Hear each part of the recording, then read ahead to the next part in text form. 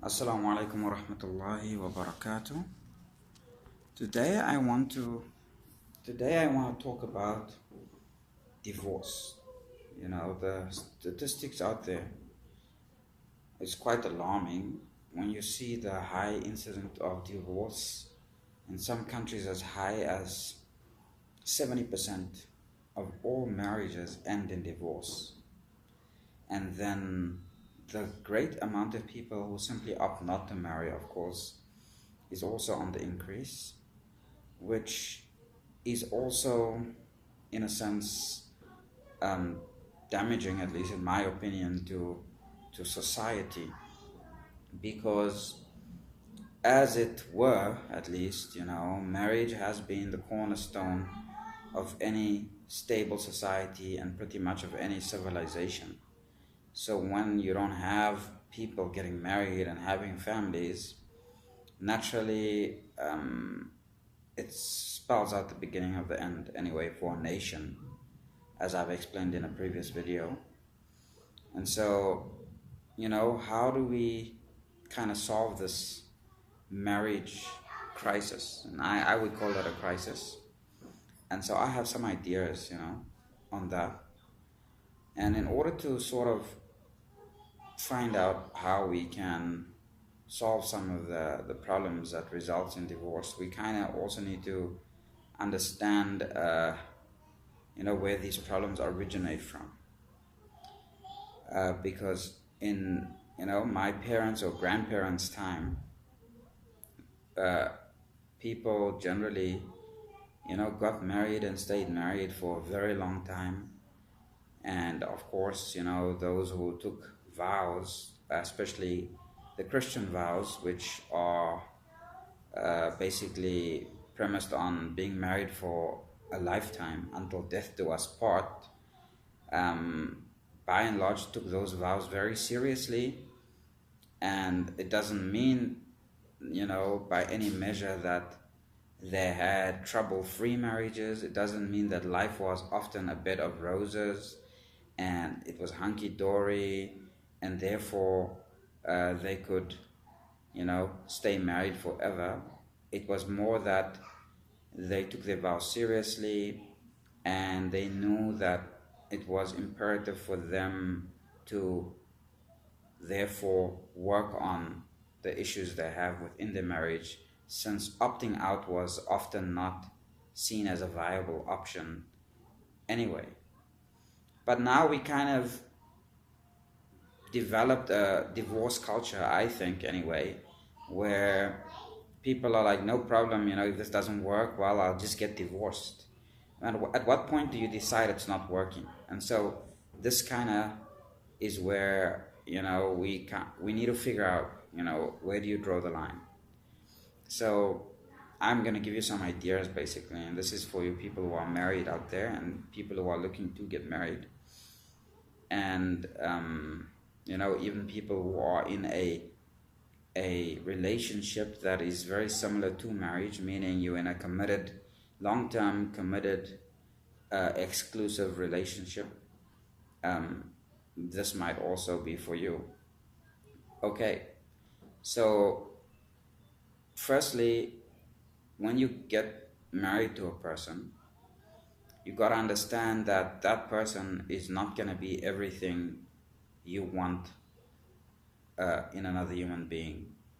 That you will have to accept that person for who he or she is, the good along with the bad, or the things you like along with the things you dislike.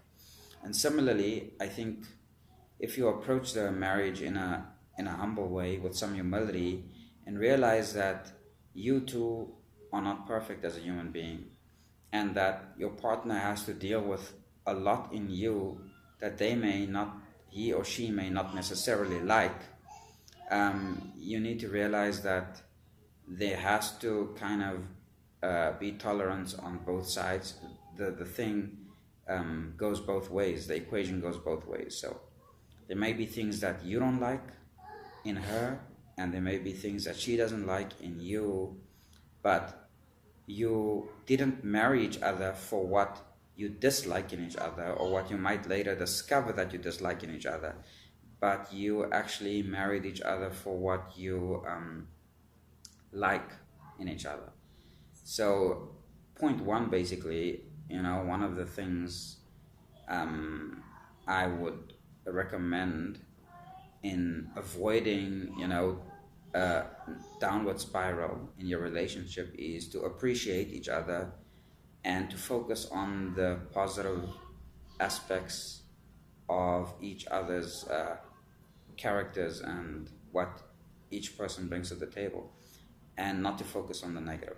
Because once you start focusing on the negative, it'll be all you can see, And so I like what one Muslim saint once said,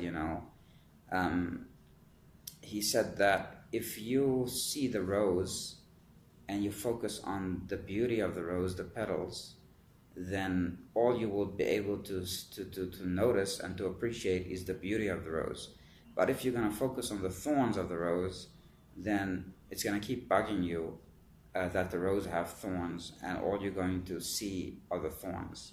And so basically what I'm saying is focus on the petals. Okay, so that's step one, appreciate each other and focus on the petals and not on the thorns. Step two is that when you run into problems, as people do with each other, because we're just people,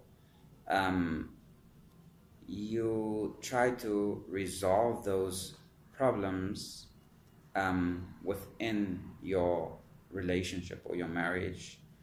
Do not go outside of your relationship. Do not talk about it to others outside of your relationship. Do not violate the sanctity of a relationship by talking about your partner to others outside of the relationship. Honor that partner and honor the secrets you have of each other. Of course, when you live with somebody, you know their secrets, or you know some of their secrets anyway. So honor those and try to sort things out, between the two of you. Talk about it, and don't immediately look for the exit card, okay? When you decided to commit to each other, you made a very big decision, which you have to now take responsibility for, and not immediately, think that there's something better out there for you, or that the grass will necessarily be greener on the other side. So that's kind of step number two. Try to resolve things in-house so that you don't part ways prematurely. So that's kind of important, and also, if you are going to part ways, then you have to do so on agreeable terms, in the sense that you are parting ways because you have reached a point of irreconcilable differences, and you are doing so because you cannot, within yourself as a human being, live with this other person any longer and progress as a human being. And not because you found someone better, or you think you found someone better, because that's a terrible reason. Why that's a terrible reason is that the person that you think you found that apparently is better or looks better might not even be better than the person you have. And also, that's just a very insecure way of living and going about relationships, monkey branching from one person to the other. If you want to end a relationship, end it.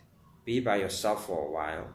Resolve matters with yourself, and feel comfortable to move on. Don't sort of monkey branch from one guy to the other guy, or if you're monogamous, from one woman to the other woman. Of course, if you're polygamous, it's totally different, right? You get an additional woman. It's not then called monkey branching, because you're retaining the woman you're with. So that would be my advice for just like resolving problems, sticking things out, taking your commitment seriously, and being responsible. The other factors that involve or that help facilitate people getting divorced is that there's a strong um, individualistic streak, going around the world in people's cultures. And when I say individualism, I don't mean the positive type of individualism where you are true to yourself as a human being and as a person, and that you don't succumb to groupthink, you don't adopt identities that you are not comfortable with just because everyone says so. I'm not talking about that type of individualism. I'm talking about the type of individualism where people view themselves as privileged and entitled. So when shit hits the fan, they like, I'm out of here because, I'm not prepared to deal with this shit. Well, the fact is, if you're committed to somebody in a relationship, yes, you are prepared to deal with it because that's what you signed up for. You signed up for the good, but the good will also come with challenges, and you must accept both. And so what I find a lot, basically in this generation of people, is that people want to accept or benefit from privileges, but do not want to accept any responsibility that necessarily goes along with it, because that's just how life works. And they want to sort of take without giving. And relationships are about giving. It's about giving, okay? If you're not prepared to give, but you just want to get, you will never be able to make a relationship work. The way that people gain from a relationship is by having a spirit of giving. You give, and the other person gives. And through giving, both of you receive. And so one of the big contributors I feel towards marriages not working is that people are selfish, and we have sort of told people in our cultures that it's good to be selfish, it's good to be a hard ass, it's good to be to prioritize yourself to a point where you are even prepared to step on others and sacrifice others, and even your spouse or your significant other in the process of your ambitions. So it's reached a point where nobody wants to give. So if you have two selfish people in a relationship, nobody wants to give anything, only each one wants to benefit from the other and then live their own separate lives outside of the relationship. Of course, eventually, because you're pulling in opposite directions, pulling away from each other constantly but trying to take from each other, something has to give, and the relationship, of course, will not survive.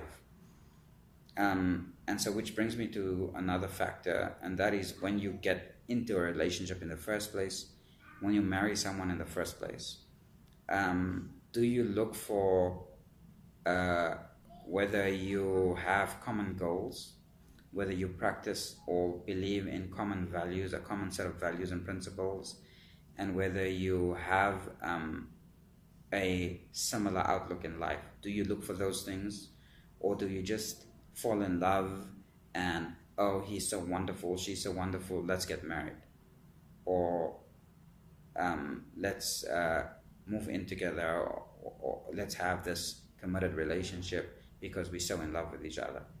And does that work? So, part of the problem I'm seeing is that people are so interested in getting that microwave dinner, that instant gratification, that they go with the I'm in love, feeling, and decide that they're going to make this commitment to the other person based on nothing really, just based on a whim, and then discover that their lives are pulling in total opposite directions, and that they are unable to sustain that relationship, not realizing that from the beginning their lives are always pulling in opposite directions. They were never compatible for each other, and at least not as spouses. Sometimes people feel they're sexually compatible, but not in other ways. For example, they they just are not able to make a life together, have kids together, and all that.